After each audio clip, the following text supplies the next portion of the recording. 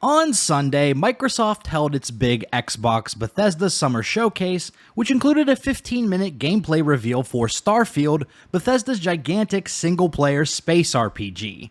The reveal included the first Starfield gameplay we've seen thus far, as well as cinematics and commentary from Todd Howard. In this video, we're going to do a deep dive on just the gameplay. We've all seen flashy cinematics and marketing speak before, but they don't really tell us how a game will play. So first, let's take a look at the combat showcased during an Outpost raid on the moon of Crete. Hold them off here while Brogan sets up on the roof.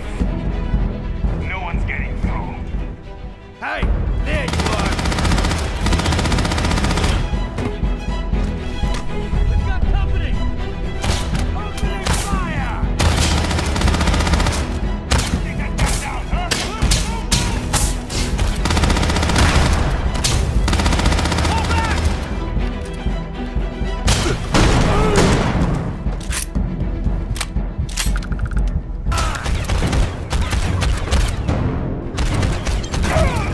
You're gonna pay for that!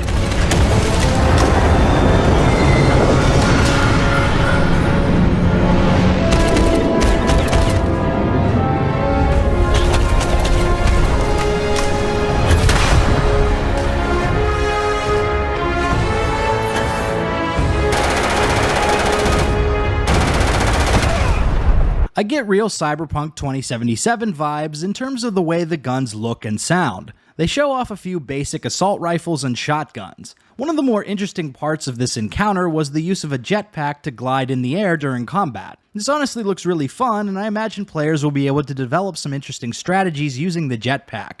I really hope there's a more expansive weapon arsenal though. Like if this game is only filled with basic ballistics weapons, then it's gonna have less variety than even Fallout. This is a sci-fi game. Where are the cool laser weapons and creative futuristic guns? Aside from combat, we also see some typical RPG exploration elements like scanning objects, mining resources, and lockpicking.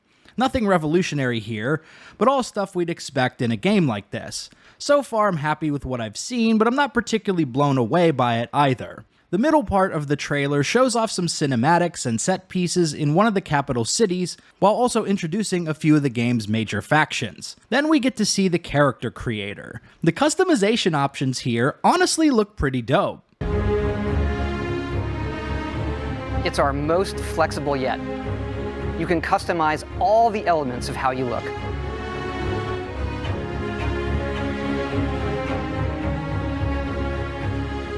You'll pick a background that gives you 3 starting skills.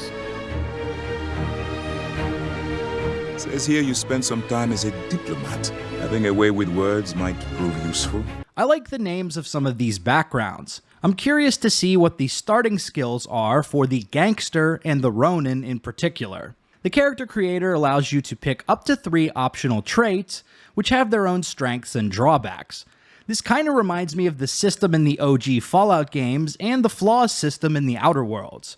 For example, the space trait provides a boost to health and endurance while in space, but decreases those stats while you're on the surface of a planet. Or the starter home trait provides you with a property on a peaceful little moon, but with a $50,000 mortgage. So you start the game in debt, I see. Todd goes on to explain how the skill system works in Starfield. The skill system combines the best from our previous games, and you can unlock new skills as you level up, and then you rank those skills up by using them and completing challenges. We get to see one maxed out skill, ballistics, and what it looks like at rank 4. It provides a 30% bonus to ballistics damage and 30% more range. I wonder if these bonuses stack. So at rank 4, would your damage increase be 10%, plus 20%, plus 30%, or would it just increase by the flat 30? Because honestly, a 30% increase to damage doesn't seem all that significant. Unsurprisingly, Starfield also has a crafting system including research projects and weapon mods. The research categories we see in this video are pharmacology, which is probably consumable items like medpacks and stimulants, food and drink, outpost development, equipment, and weaponry. There's also outpost building, which looks a lot like settlement building in Fallout 4. I've had word from a settlement asking for help. No, get out of here, Preston! This looks fairly interesting, but it could also be tedious. I guess we'll have to wait and see. But then Todd reveals the big one. You can even build your own spaceships. Oh, hell yeah, dude! You can choose crew members, and yes, you can completely customize the look and layout. There's loads of different modules, ship manufacturers, and more. I have to say, it's so cool. We just absolutely love this. Yo, this looks really dope. If this works well, it's going to be a lot of fun to build these spaceships. As much as I love the Normandy in Mass Effect, I'm looking forward to being able to build my own ship and customize it to my liking. But then Todd shows off some footage of something I'm less excited about: the ship combat.